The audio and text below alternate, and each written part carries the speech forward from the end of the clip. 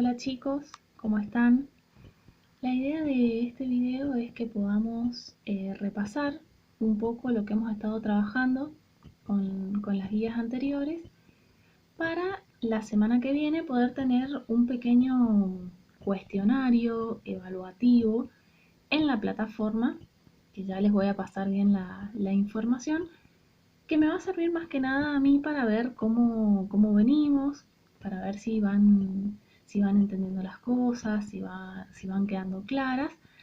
Y bueno, obviamente lo voy a tener en cuenta para después la nota actitudinal o procedimental que estoy construyendo semana a semana con las guías y con el trabajo de ustedes. Así es que bueno, también la idea es que se puedan ir sacando las dudas, si alguna duda, ha quedado alguna duda con alguna de las guías, que este video les pueda servir para, digamos, para salvarla. Saben que cualquier consulta que tengan, cualquier duda, pueden consultar por la plataforma mediante el foro y bueno, ahí nos vamos comunicando. La primera guía que ustedes tenían que realizar, uno de los puntos era realizar este mapa, que aquellos que no lo han hecho les pido por favor que en la medida en la que puedan lo vayan realizando. Hay algunos que sí lo han hecho y que han tenido algunos errores que también, bueno, les pido que lo vayan viendo con este video. ¿Qué tenían que marcar? Tenían que marcar el Ecuador, los trópicos, el círculo, los océanos, Argentina y los países limítrofes. Yo en este mapa no he marcado Argentina y los países limítrofes, pero sí he marcado todos los demás. Vean los océanos, el océano Atlántico al este de América, el océano Pacífico al oeste y el océano glaciar ártico al norte.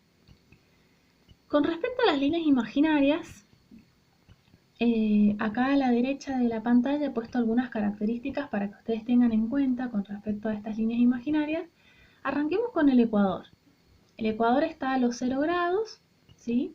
Que es, a ver si la alcanzan, a ver, se los voy a ir señalando con el cursor, acá, el Ecuador. ¿Y cuáles son los países que atraviesa el Ecuador?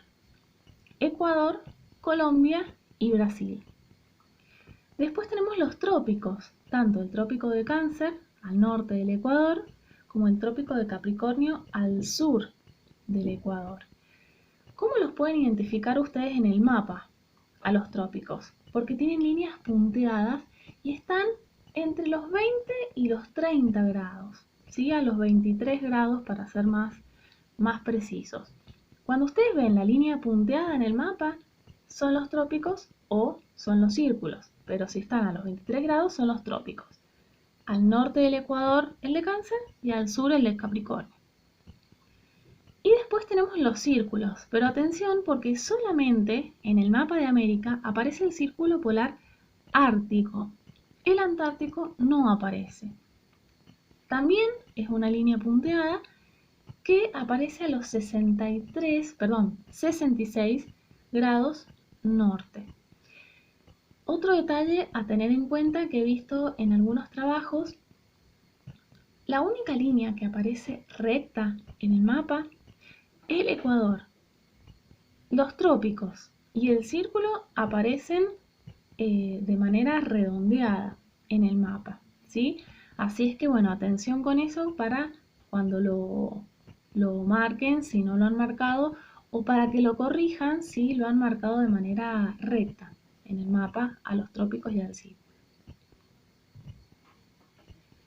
Bien, después en esa misma guía yo les daba distintas características del continente.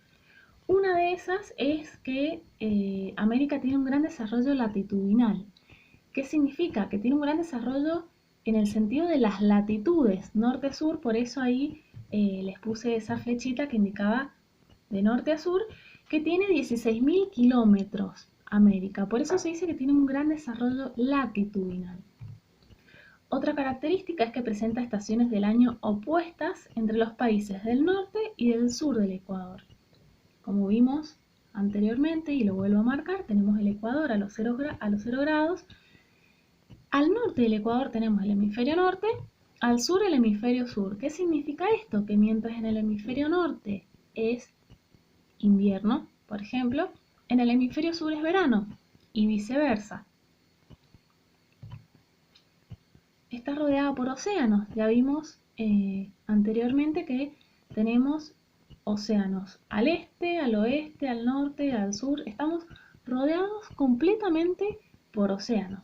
Y por ende también vamos a tener un gran desarrollo costero. Al tener océanos en todos nuestros alrededores, vamos a tener costas. ¿Qué consecuencias nos van a traer todas esas características? Si tenemos un gran desarrollo latitudinal, vamos a tener una gran variedad de climas, de biomas, de actividades económicas. Imagínense, habíamos dicho que Ecuador era uno de los países que era atravesado por la línea del Ecuador. Allí se desarrollan climas cálidos porque estamos cerca del Ecuador. Por ende va a tener un determinado bioma, va a tener una determinada flora, una determinada fauna, y por ende se van a desarrollar actividades económicas y productivas específicas de ese clima. En cambio, no sé, en Canadá, que está mucho más al norte, más cerca de del polo norte, va a desarrollar un clima frío, entonces va a tener un determinado bioma, va a tener otra flora y otra fauna completamente distinta a la de Ecuador, y por ende las actividades económicas van a ser muy distintas. Y eso es lo que pasa en América, tenemos una gran variedad de climas, una gran variedad de biomas y una gran variedad de actividades económicas. El hecho de que tengamos estaciones opuestas, de que en el hemisferio norte si es invierno y en el hemisferio sur va a ser verano, va a permitir justamente que podamos intercambiar productos. Aquellos productos que se desarrollan en invierno, si estamos en el hemisferio norte en invierno, los van a poder intercambiar con los productos del sur que van a ser en ese entonces productos de verano. Entonces eso es una gran ventaja que tiene nuestro continente. Estamos rodeados de océanos, por lo tanto estamos completamente aislados del mundo, ¿sí? O de otros continentes. Es decir, que si queremos viajar o queremos trasladar mercancías a otros continentes o a países de otros continentes, lo tenemos que hacer ya sea por avión o por barco, y bueno, eso hace que sea un poco más costoso este transporte. Y el hecho de tener un gran desarrollo costero, obviamente la consecuencia y una gran ventaja es que vamos a poder desarrollar la actividad pesquera, ¿sí? La pesca.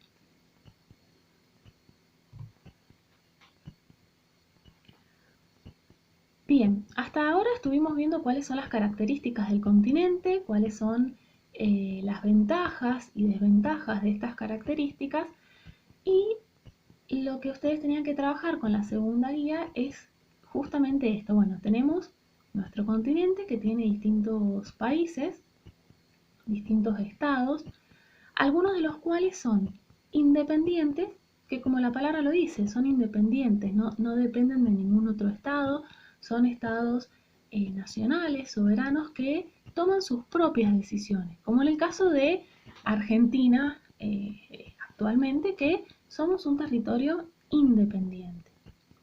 Y por el otro lado tenemos los territorios dependientes, que como la palabra lo indica y completamente opuesto al independiente, dependen de otro estado, es decir que las decisiones o las leyes de estos territorios están en manos de otros países. Dentro de estos territorios dependientes tenemos tres casos: las colonias, los departamentos de ultramar y los estados libres asociados.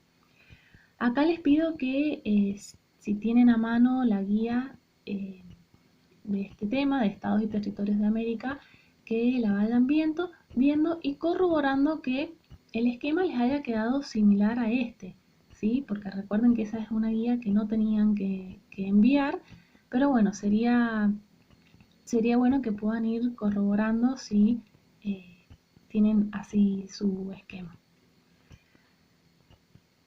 Como les decía, dentro de los territorios dependientes tenemos colonias, departamentos de ultramar o estados libres y asociados. Que sea una colonia, ¿qué significa? Que todas las decisiones de ese país, todas las decisiones, las leyes, todo lo que pase en ese país va a estar decidido o en manos de otro país. Que el caso, uno de los casos que tenemos en América es el de las Islas Vírgenes, que son una colonia de Estados Unidos. Es decir, que todo lo que pase en las Islas Vírgenes lo decide Estados Unidos. Después tenemos los departamentos de ultramar, que es como si fuera una provincia o un departamento del país extranjero. El caso más común en América es el de la Guayana Francesa. La Guayana Francesa se encuentra en América del Sur, pero es un departamento de ultramar, es como una provincia, una partecita de Francia, que está en otro continente, Francia. Entonces, son considerados departamentos de ultramar porque es como si fuera una provincia. Todos los derechos y las obligaciones que tienen los franceses en Francia también lo tienen los habitantes de la Guayana Francesa. Son un departamento de ultramar de Francia. Y por último tenemos los estados libres y asociados, que estos territorios tienen cierta autonomía interna. ¿Qué quiere decir? Que pueden tomar sus propias decisiones, pero mantienen algunos vínculos y algunas relaciones con el país colonizador. Que el caso en América de estados libres y asociados es el de Puerto Rico, que mantiene algunas relaciones de dependencia con Estados Unidos.